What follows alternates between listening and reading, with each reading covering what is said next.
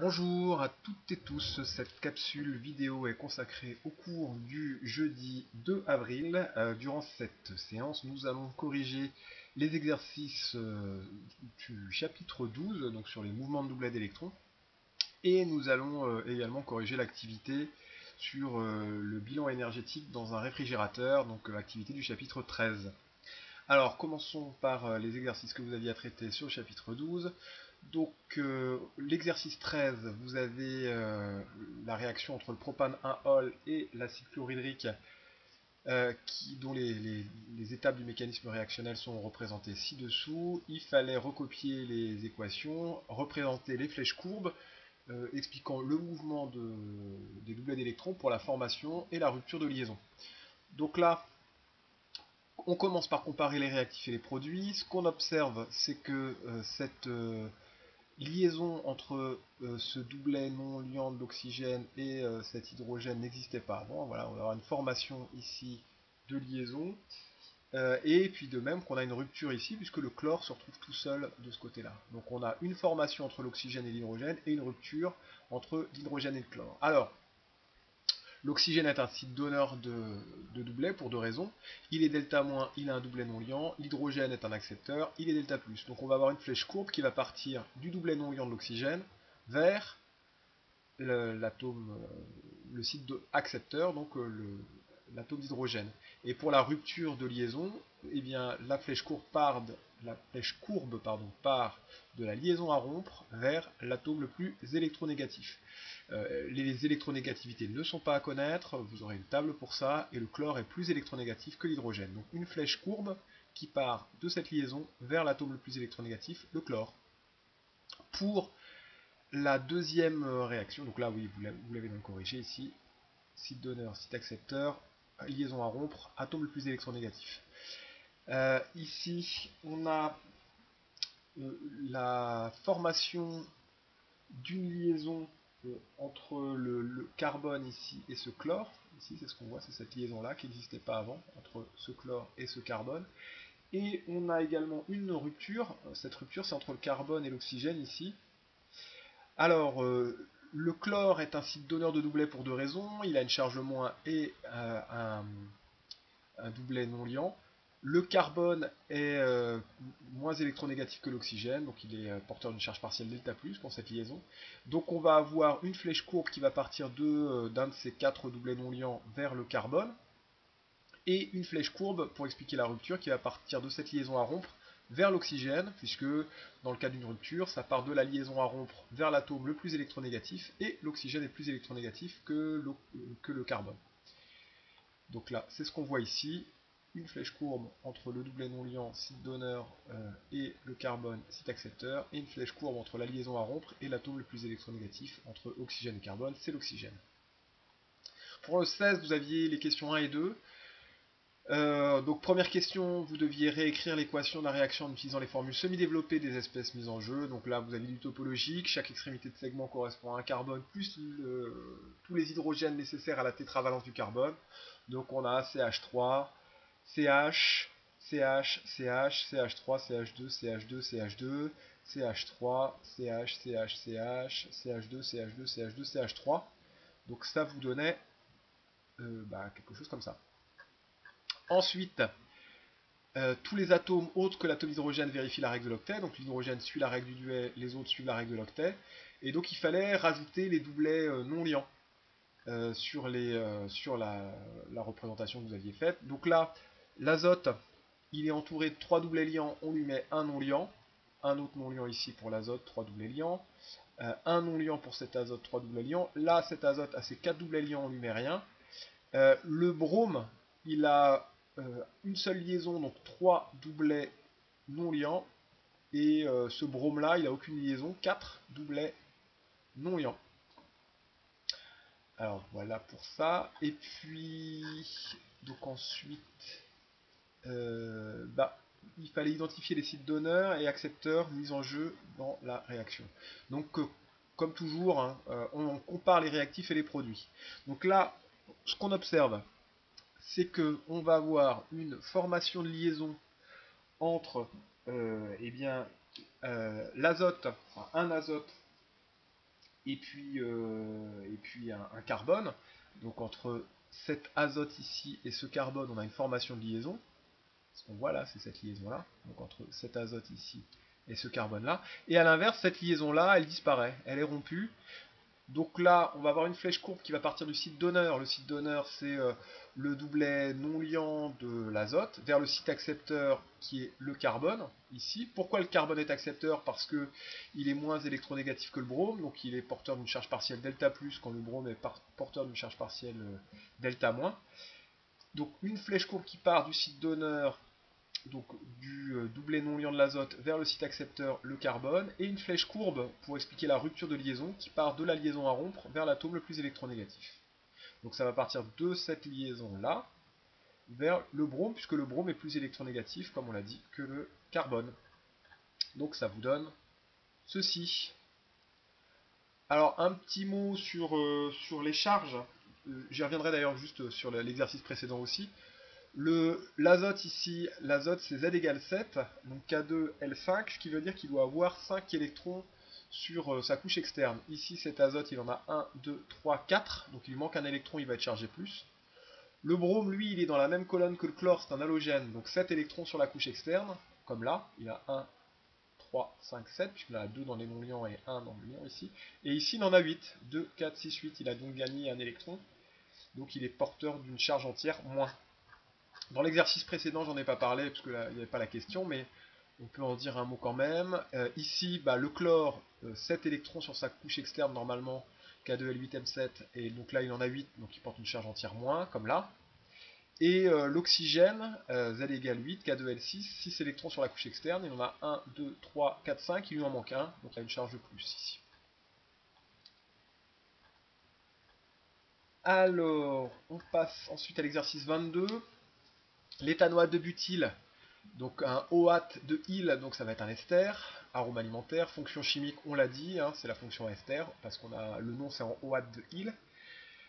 Les formules des espèces chimiques mises en jeu dans la réaction, on vous dit qu'il réagit, on a la réaction entre le butane 1-ol et l'acide éthanoïque, donc les deux réactifs. Butane 1-ol, on a donc 4 carbones dans la chaîne principale, et un groupe hydroxyle. L'acide éthanoïque, donc groupe hydroxyle porté par le premier carbone, l'acide éthanoïque 2 carbones, et puis le groupe carboxyle. Donc ça nous donne, donc là ici vous avez l'équation de la réaction, et qui forme aussi, en plus de l'ester, donc en plus de l'éthanoate de butyle, on forme de l'eau, c'est indiqué dans l'énoncé. Alors, donc là, on a fait on continue ici.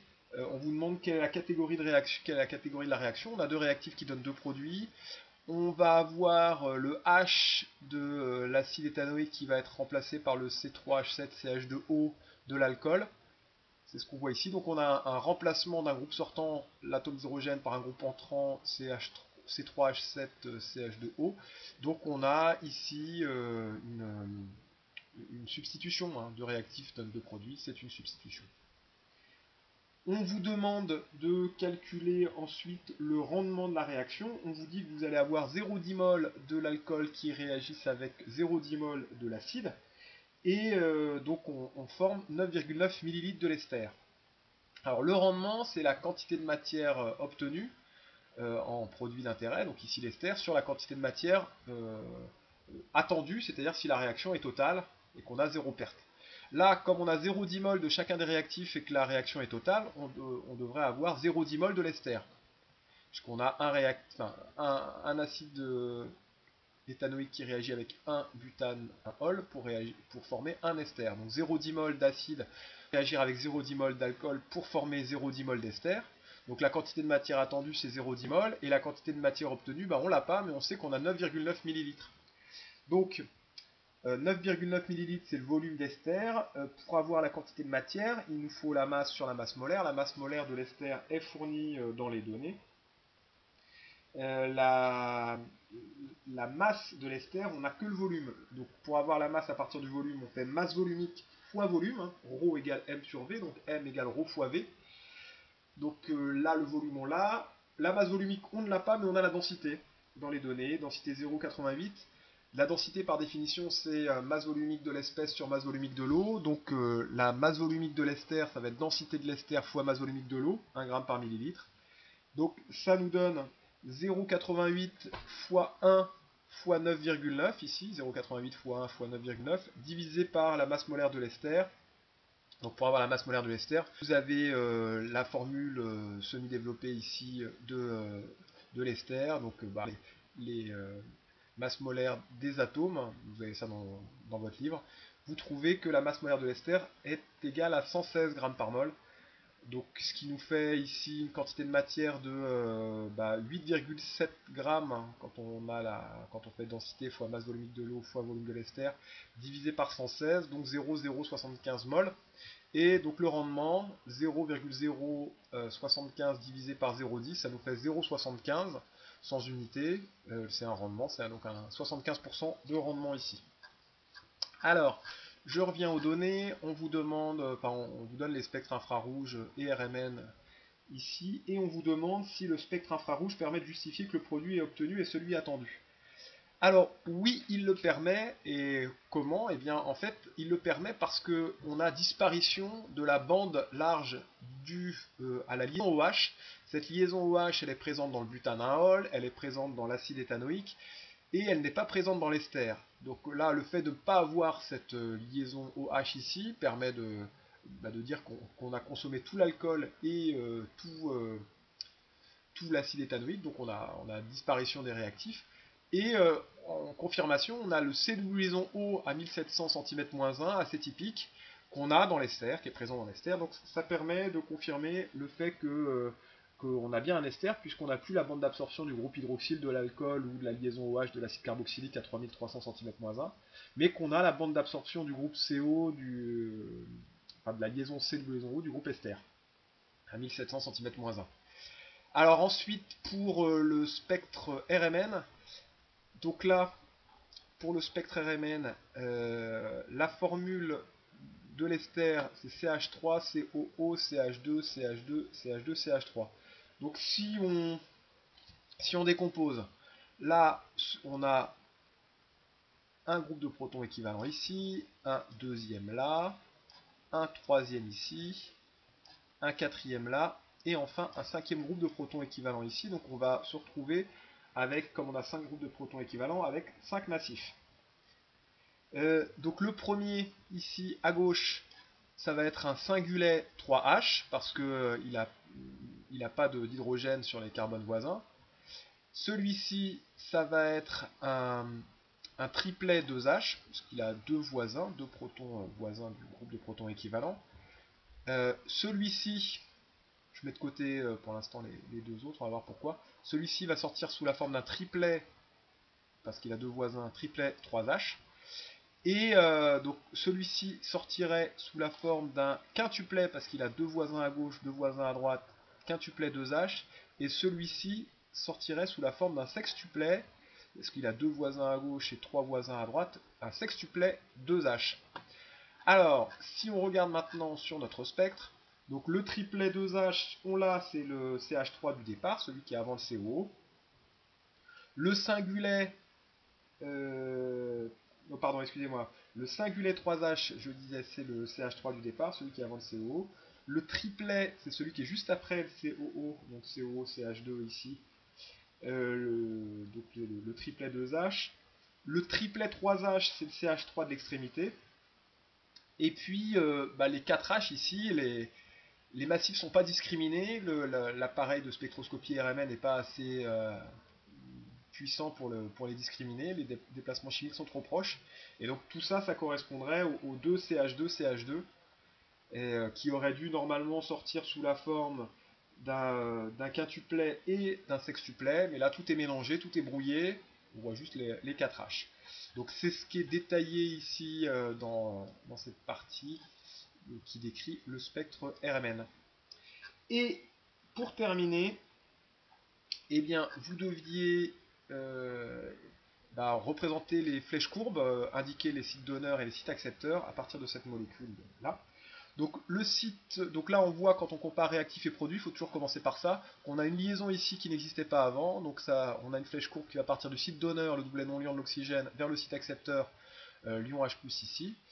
On va avoir ensuite, pour la deuxième réaction, une liaison qui se crée entre ce carbone et cet oxygène, hein, ici, c'est cette liaison-là. Et à l'inverse, on a une rupture de liaison entre cette liaison double qui se transforme en une liaison simple, c'est cette liaison-là, ici, la double devient une simple. Donc on va avoir une flèche courbe qui va partir du site donneur, donc le doublet non liant de l'oxygène, vers le site accepteur, le carbone. Le carbone est accepteur parce qu'il est delta+, hein, il est moins électronégatif que l'oxygène. L'hydrogène, l'ion H+, ici était accepteur parce qu'il était chargé plus, et puis le site ici était donneur parce qu'il avait un doublet non liant et qu'il était aussi delta-. Donc c'est ce que vous avez ici. Donc bien comparer les produits et les réactifs, identifier les liaisons formées, les liaisons rompues, et mouvement des flèches courbes du site donneur vers le site accepteur, et de la liaison à rompre vers l'atome le plus électronégatif pour la rupture. Ensuite, donc on passe aux exercices du chapitre 13. Donc on avait les exercices du QCM, page 361. Donc première question, l'ordre de grandeur du nombre de molécules dans une mole, aucune réponse n'était valide, hein, puisque l'ordre de grandeur du nombre de molécules dans une mole, c'est 6,0, le nombre de molécules dans une mole, c'est 6,02 10 puissance 23. Donc la puissance de 10 la proche, ce serait 10 puissance 24. Et 10 puissance 24, et ben on l'a pas ici. Donc bon, à la limite, c'est celui-là qui serait le plus près avec 10 puissance 23, mais bon, en l'occurrence, aucune des réponses n'est bonne. Pour la question 1, l'énergie interne d'un système d'un système macroscopique résulte de la somme des énergies cinétiques et potentielles microscopiques, donc c'est la réponse A. L'énergie interne d'un système macroscopique peut varier suite à des transferts thermiques avec l'extérieur, peut varier suite avec des travaux échangés avec l'extérieur, et peut ne pas varier. Je rappelle que la variation de l'énergie interne, c'est égal à W plus Q, c'est-à-dire le travail plus le transfert thermique échangé. Donc il peut ne pas varier si W plus Q est égal à 0, il peut varier suite à des travaux échangés, puisque W varie, il peut varier suite à des transferts thermiques échangés, puisque Q varie. Deux échantillons d'un kilogramme de fer solide sont à des températures différentes. Donc le plus chaud va posséder davantage d'énergie interne que le plus froid, parce que le plus chaud va avoir son énergie cinétique microscopique augmentée, parce qu'on aura une agitation thermique plus grande. Les trois modes de transfert thermique sont conduction, convection, rayonnement, réponse B. Les trois modes de transfert thermique entre un système et l'extérieur peuvent avoir lieu simultanément, comme on l'a vu dans l'activité 2 du chapitre 13. Contribue à la variation d'énergie interne du système, puisque delta U égale W plus Q. Hein, les trois modes de transfert thermique correspondent au mode de Q, en fait. Hein. On a Q le transfert thermique et W le travail qui contribuent à la variation d'énergie interne. Le flux thermique à travers une paroi est l'énergie transférée à travers la paroi par unité de temps, réponse B, correspond à un transfert de puissance de la source chaude vers la source froide. Alors bon, on peut considérer que la réponse C est correcte, mais on correspond à un transfert d'énergie par unité de temps de la source chaude vers la source froide. Mais bon, disons B et C, même si C est un peu imprécis. Le flux thermique est défini comme ceci, delta T sur la résistance thermique. Plus l'écart de température est grand, plus le flux thermique est grand. Donc plus le delta T est grand, plus le flux thermique est grand. Donc la réponse A est bonne. Les autres ne collent pas. La B c'est le contraire de la A, comme la A est bonne, la B ne peut pas être bonne. Le flux est deux fois plus grand si T1 est doublé par rapport à T2. Non, si delta T est doublé, le flux sera doublé, mais le flux n'est pas proportionnel à la température, il est proportionnel à la variation de température. Donc là, on garde que la réponse A. Et enfin, question 4. Au cours du fonctionnement d'un moteur de voiture, le mélange gazeux air-essence reçoit par transfert thermique, alors reçoit c'est important, parce que ça veut dire que ce sera compté positivement, Q sera compté positivement, puisqu'il reçoit par transfert thermique, et cède un travail, donc le travail W sera compté négativement. Donc il va recevoir 36,1 kJ et il va céder 19,4 kJ. Donc ce sera plus 36,1 kJ et moins 19,4 kJ. Donc le travail il vaudra moins 19,4 kJ, on l'a dit parce qu'il est CD, et le transfert thermique lui vaudra plus 36,1 kJ. Donc avec la réponse B qui était juste. Pour ce mélange gazeux, que vaut delta U, positif, négatif ou nul? Faut faire le calcul. Ça nous fait plus 36,1 kJ moins 19,4 kJ, ça nous fait 16,7 kJ, donc il est positif. Réponse A. Et enfin, dernier exercice que vous aviez à traiter pour ce jeudi, vous aviez l'activité 3 du chapitre 13. Donc un document qui vous présente le fonctionnement d'une machine thermique qu'est le réfrigérateur. Donc le principe général, c'est qu'on a un fluide frigorigène qui va subir des liquéfactions et des vaporisations. Ça va permettre des échanges thermiques. Le fluide frigorigène va prendre de la chaleur à la source froide, qui est l'intérieur du réfrigérateur, va céder de la chaleur à la source chaude, qui est l'extérieur du réfrigérateur, c'est-à-dire la pièce de la cuisine. En fait, le réfrigérateur va réchauffer la cuisine et refroidir l'intérieur du réfrigérateur, le fluide frigorigène. Et il va prendre pour ça de l'énergie au réseau électrique. Il a besoin d'être alimenté. Donc, quel est le système étudié? Eh bien, c'est le fluide frigorigène qui est prisonnier dans le petit serpentin qui court à l'arrière du réfrigérateur. Alors maintenant, dans les réfrigérateurs plus récents, on ne le voit plus vraiment, ce petit serpentin, mais avant, on le voyait bien. De quel type d'énergie étudie-t-on la variation pour ce système? Eh bien, c'est l'énergie interne. On va avoir des vaporisations, des liquéfactions. Donc ça, c'est l'énergie interne qui va varier. Avec quel environnement le système est-il en interaction? Eh bien, il est en interaction, le fluide frigorigène, avec la source froide, c'est-à-dire avec l'intérieur du réfrigérateur, avec la source chaude, c'est-à-dire la cuisine, donc l'extérieur du système, et avec le réseau électrique avec lequel le réfrigérateur est branché. Donc, interaction avec l'intérieur du réfrigérateur, l'air extérieur donc la cuisine, et le réseau électrique. Quelles sont les deux formes de transfert d'énergie évoquées? Eh bien, on a du transfert thermique et du travail sous forme de travail électrique. Dans quel cas associe-t-on un transfert thermique positif? Eh bien, on associe un transfert thermique positif quand il est reçu.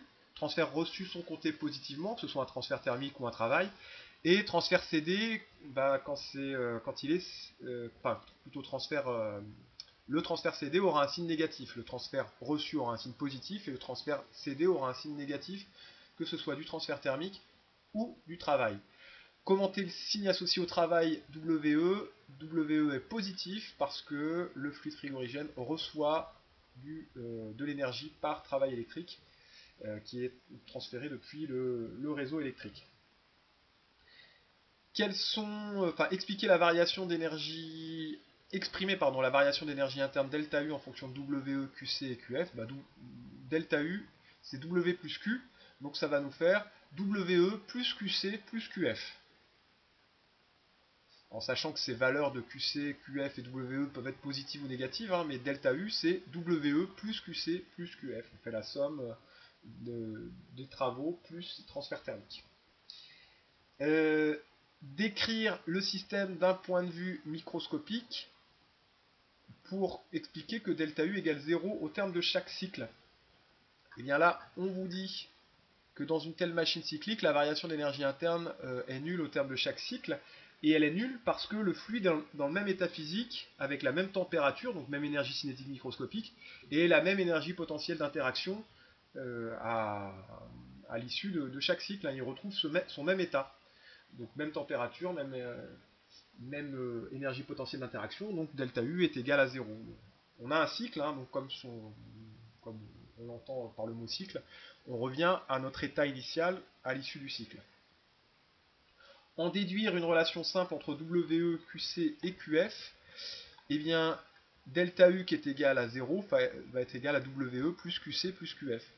WE sera positif, puisque le réseau électrique fournit de l'énergie par travail au fluide frigorigène. QC sera négatif, puisque le fluide frigorigène cède de la chaleur à la source chaude, et QF sera positif, puisque la source froide cède du transfert thermique au fluide frigorigène. Donc WE et QF sont positifs, donc on aura une valeur positive ici, une valeur positive là, et une valeur négative ici. Et enfin, exprimer l'efficacité énergétique du réfrigérateur en fonction de WE et QF. Eh bien, l'efficacité énergétique était définie dans le dernier paragraphe. On vous dit que c'est le rapport de l'énergie utile sur l'investissement requis. Alors, un réfrigérateur, son énergie utile, c'est l'énergie qu'il prend à la source froide. Hein. L'objectif d'un réfrigérateur, c'est de refroidir l'intérieur du réfrigérateur. Donc il faut que QF soit le plus grand possible. Et ce qui consomme l'énergie, l'investissement requis, bah, c'est le travail électrique. Hein. C'est le travail électrique qui est l'investissement aussi, c'est ça qui consomme. Donc EER, ce sera QF sur WE. Et on prend la valeur absolue pour avoir une valeur positive ici. Voilà, c'est tout pour aujourd'hui. Bon travail et donc à la semaine prochaine. Vous verrez sur le NT ce que vous avez à faire. Au revoir.